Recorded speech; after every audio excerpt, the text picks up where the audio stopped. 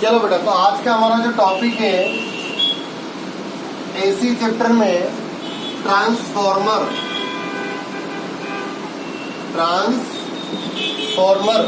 ठीक है। तो अगर हम ट्रांसफॉर्मर चैप्टर की बात टॉपिक की बात करते हैं बेटा, ट्रांसफॉर्मर वर्ड से आपको समझ में आता होगा जो इलेक्ट्रिक पोल होते हैं उसमें कुछ बड़ा बड़ा सा जो लगा होता है उसको हम क्या बोलते हैं, ट्रांसफॉर्मर बोलते हैं, ठीक है। और वो ट्रांसफॉर्मर की वर्किंग क्या होती है कि उसको हम यूज करते हैं, अगर यूज नहीं करेंगे तो क्या होगा, ठीक है। उसके डिफरेंट पार्ट्स क्या होते हैं, इन सभी के बारे में हमें यहाँ पर आज स्टडी करना है, ठीक है।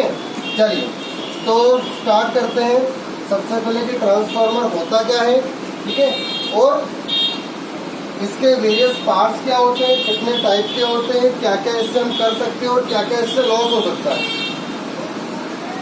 तो ट्रांसफॉर्मर की अगर बेटा हम बात करें तो ट्रांसफॉर्मर एक ऐसी डिवाइस होती है जो आपके ऑल्टरनेटिंग वोल्टेज को वेरी करती है, चेंज करती है। मीन्स अगर मैंने हाई ऑल्टरनेटिंग वोल्टेज प्रोवाइड किया है तो ये इसको लो ऑल्टरनेटिंग वोल्टेज में कन्वर्ट कर देगी, या अगर मैं लो ऑल्टरनेटिंग वोल्टेज प्रोवाइड करता हूँ तो ये इसको हाई ऑल्टरनेटिंग वोल्टेज में कन्वर्ट कर देगी। मीन्स जो ट्रांसफॉर्मर होता है उसका वर्क होता है ऑल्टरनेटिंग वोल्टेज की वैल्यू को चेंज करना, हाई को लो में और लो को हाई। अब वो किस तरह से वेरी करती है उसको समझने के लिए हमें क्या समझना पड़ेगा, यहाँ पर इसका कंस्ट्रक्शन। तो बेटा अगर हम इसके कंस्ट्रक्शन की बात करते हैं तो कंस्ट्रक्शन में हम यहाँ पर दो तरह की कॉइल यूज करते हैं, और जब भी दो तरह की कॉइल यूज की आती है तो इसका प्रिंसिपल बन जाता है कौन सा, म्यूचुअल इंडक्शन का। तो अगर आपसे पूछा जाए कि ट्रांसफॉर्मर किस प्रिंसिपल पे वर्क करता है तो ट्रांसफॉर्मर म्यूचुअल इंडक्शन के प्रिंसिपल पे वर्क करेगा। किसके प्रिंसिपल पे, म्यूचुअल इंडक्शन के प्रिंसिपल पे। अब म्यूचुअल इंडक्शन क्या होता है सभी को पता है। अगर मैं एक कॉइल में करंट की वैल्यू को चेंज करूंगा तो दूसरी कॉइल में इंड्यूस करंट आ जाना चाहिए। अगर करंट एक कॉइल में चेंज हो रहा है और इंड्यूस करंट दूसरी कॉइल में आ रहा है तो इसको हम क्या बोलते हैं, म्यूचुअल इंडक्शन। तो इसका जो प्रिंसिपल होता है वो कौन सा प्रिंसिपल होगा बेटा, म्यूचुअल इंडक्शन का प्रिंसिपल होगा। तो डेफिनेशन क्या हो गई, it is a device used to convert alternating voltage, it is high alternating voltage to low, low to high. It is based on the principle of mutual induction. अब अगर हम construction की बात करते हैं तो इसके कंस्ट्रक्शन में तीन बेसिक पार्ट्स होते हैं। सबसे पहला जो इसका पार्ट होता है उसको हम क्या बोलते हैं बेटा, यहाँ पर प्राइमरी कॉइल। सेकंड जो पार्ट होता है इसको हम बोलते हैं बेटा क्या, secondary coil. And last part is laminated soft iron core. जो हमारा लास्ट पार्ट होता है क्या होता है बेटा, लेमिनेटेड सॉफ्ट आयरन कोर। अब ये होते क्या है इसकी बात करते हैं। तो अगर आप ट्रांसफॉर्मर को देखें, ठीक है, जब भी आप अपनी इलेक्ट्रॉनिक जो अप्लायंसेस होते हैं जिसमें ट्रांसफार्मर लगे होते हैं, अगर आप उस ट्रांसफार्मर को निकाल के देखेंगे, छोटे छोटे ट्रांसफार्मर भी होते हैं, तो आपको इस तरह से दिखाई देगा। जनरली होता क्या, हमारे पास इस तरह से एक क्यूबॉइड होता है, किसका बेटा, सॉफ्ट आयरन कोर का, ठीक है।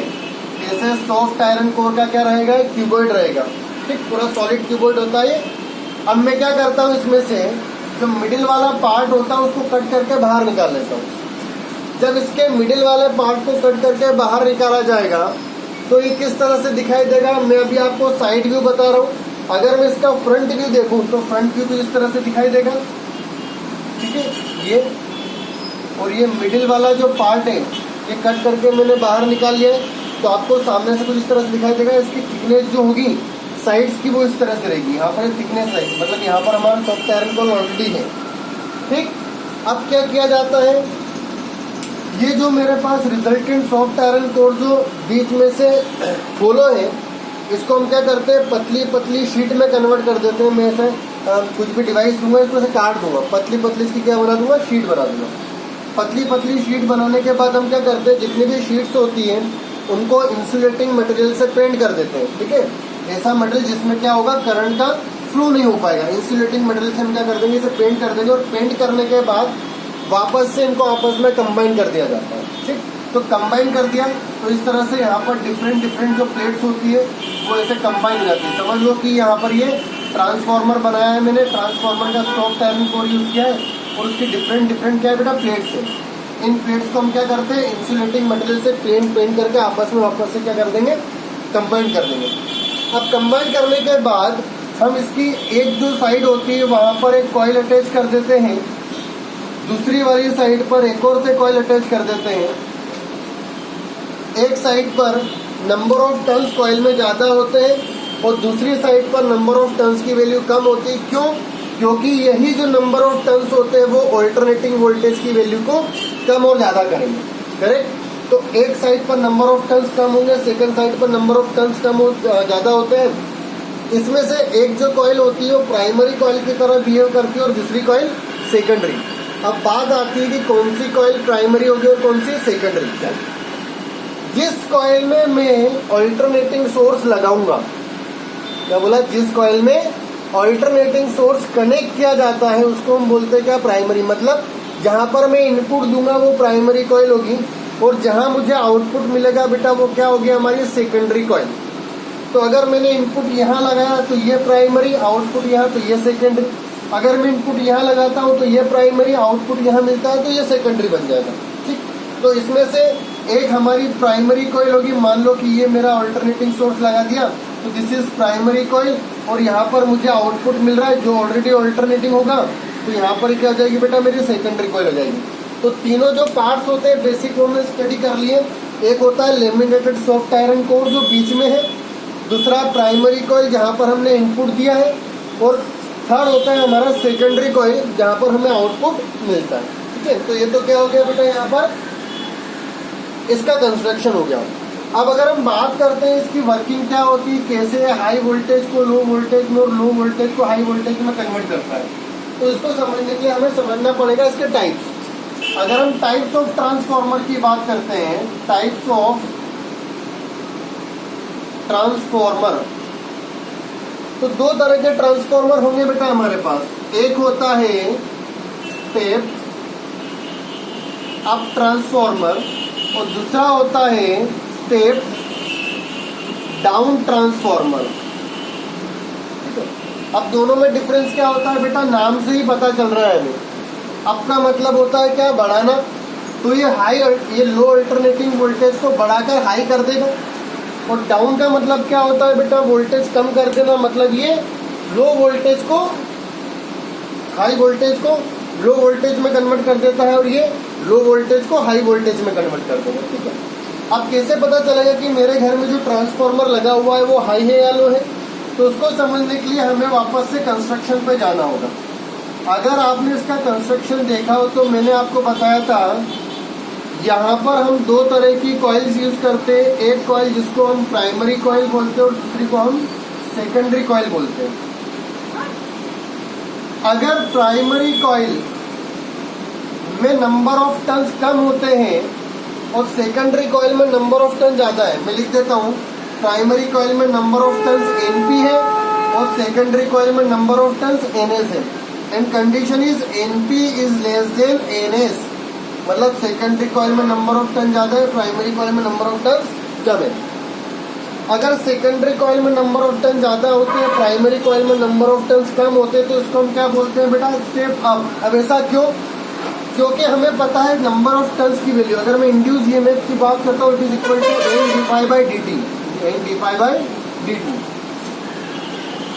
N क्या होता है, नंबर ऑफ टर्न्स होता है, फाई क्या होता है, फ्लक्स। हम आइडियल केस की बात कर रहे हैं और आइडियल केस के केस में क्या होता है बेटा, आइडियल केस में जो फ्लक्स पास होता है दोनों से सेम रहेगा, मतलब dφ/dt दोनों में सेम रहेगा। तो वेरी क्या हो रहा है, नंबर ऑफ टर्न्स। अब जिसमें नंबर ऑफ टर्न ज्यादा होंगे उसमें ईएमएफ भी ज्यादा होगा। अब सेकेंडरी कॉइल में नंबर ऑफ टर्न ज्यादा है तो मैं बोल सकता हूँ सेकेंडरी कॉइल का जो ईएमएफ होता है वो ज्यादा होगा प्राइमरी कॉइल के ईएमएफ से, मतलब इनपुट कम होगा बट हमें आउटपुट ज्यादा मिलेगा, मतलब लो अल्टरनेटिंग वोल्टेज को हाई अल्टरनेटिंग वोल्टेज में कन्वर्ट कर दिया। तो अगर आपको हाई स्टेप अप ट्रांसफॉर्मर बनाना है, आपको अल्टरनेटिंग वोल्टेज को हाई करना है, तो आप क्या करेंगे, सेकेंडरी कॉइल में नंबर ऑफ टर्न्स बढ़ाते हैं। सिमिलरली अगर हम स्टेप डाउन ट्रांसफॉर्मर की बात करते हैं तो इसमें प्राइमरी कॉइल में नंबर ऑफ टर्न्स क्या होते हैं बेटा, ज़्यादा हो जाते हैं, दिस इज और इनपुट। और यहाँ पर सेकेंडरी कॉइल में नंबर ऑफ टर्न्स क्या हो जाएंगे बेटा, मेरे पास कम हो जाएंगे, दिस इज और आउटपुट। ठीक है, तो यहाँ पर प्राइमरी कॉइल में नंबर ऑफ टर्न्स क्या होंगे बेटा, ज़्यादा होते हैं, सेकेंडरी कॉइल में नंबर ऑफ टर्न्स कम होते हैं। तो this is NP is greater than NS। हुआ इतना क्लियर? NP की जो वैल्यू होगी वो NS से ज़्यादा होगी। अगर ऐसा होता है तो आपका जो ट्रांसफॉर्मर होगा बेटा वो क्या होगा, स्टेप डाउन। डाउन क्यों? क्योंकि नंबर ऑफ टर्न्स कम कर दी। अगर नंबर ऑफ टर्न्स कम कर दिए इसका मतलब हमने EMF कम कर दिया, मतलब सेकेंडरी कॉइल में जो EMF प्रोड्यूस होगा उसकी वैल्यू क्या हो जाएगी, कम हो जाएगी। तो अगर सेकेंडरी कॉइल में नंबर ऑफ टर्न ज़्यादा होते हैं तो स्टेप अप ट्रांसफॉर्मर, और अगर सेकेंडरी कॉइल में नंबर ऑफ टर्न कम होते हैं तो स्टेप डाउन ट्रांसफॉर्मर। तो ये तो क्या हो गया, स्टेप अप और स्टेप डाउन। मतलब हमने यहाँ पर देख लिया कितने टाइप के मेरे पास ट्रांसफॉर्मर होंगे, 2 तरह के ट्रांसफॉर्मर होते हैं। अब ट्रांसफॉर्मर में हमें निकालना होता है बेटा यहाँ पर क्या, ट्रांसफॉर्मेशन रेशो। अगर हम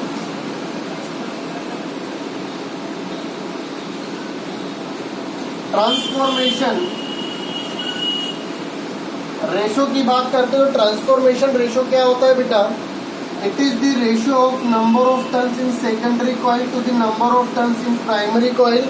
कुछ बुक में इसको K से डिनोट किया गया है, कुछ बुक में इसको R से डिनोट किया गया है। ठीक है, तो अगर आपको K मिले या फिर R मिले इसका मतलब वो ट्रांसफॉर्मेशन रेशो की बात की जा रही है। ठीक है, चलिए अब हमें इसको डिराइव करना है। तो मान लीजिए कि मेरे पास कोई भी एक ट्रांसफॉर्मर है, इस ट्रांसफॉर्मर में प्राइमरी कॉइल में मैंने जो EMF प्रोवाइड किया अल्टरनेटिंग, उसकी वैल्यू EP है, which is equal to NP d∅dt। अब इससे म्यूचुअल इंडक्शन होगा, म्यूचुअल इंडक्शन होने से सेकेंडरी कॉइल में EMF इंड्यूस हो जाएगा। तो सेकेंडरी कॉइल में जो EMF आएगा वो कितना आ जाएगा बेटा, फेराडेज लॉ से ये हो जाएगा मेरे पास माइनस ऑफ NS d∅dt। दोनों में फाई की वैल्यू सेम ली है मैंने, मतलब जो फाई है वो सेम रेट से चेंज हो रहा है। क्यों? क्योंकि हम आइडियल केस ले रहे हैं, और आइडियल केस में चेंज इन फ्लक्स दोनों ही कॉइल में क्या होगा बेटा, सेम हो जाएगा। दोनों का अगर रेशियो ले लेंगे हम तो ES by EP is equal to NS by NP equation 1। अब अगर ये आइडियल केस है तो आइडियल केस में बेटा होता क्या है, जो इनपुट पावर होती है वो आउटपुट के इक्वल होगी। अब पावर का फॉर्मूला क्या होता है बेटा, V इंटू आई। V पोटेंशियल जो हमारे केस में क्या है, EMF है। तो EP into IP is equal to ES into IS। अगर मैं यहाँ पर ES बाय EP का रेशियो निकालूंगा तो कितना हो जाएगा बेटा, IP बाय IS। ये मेरा इक्वेशन 2 हो गया। इक्वेशन 1 और 2 को अगर हम देखें तो ES by EP is equal to NS by NP is equal to IP by IS। NS by AP equal to transformation ratio. तो ये जो रेशियो आ रहा है बेटा किसके इक्वल आ रहा है, ट्रांसफॉर्मेशन रेशियो के इक्वल आ रहा है। ठीक है, अब नेक्स्ट क्लास में हम क्या करेंगे, इसके न्यूमेरिकल्स और ट्रांसफॉर्मर में लॉस क्या क्या होते हैं इनका स्टडी करेंगे। ठीक है, चलिए।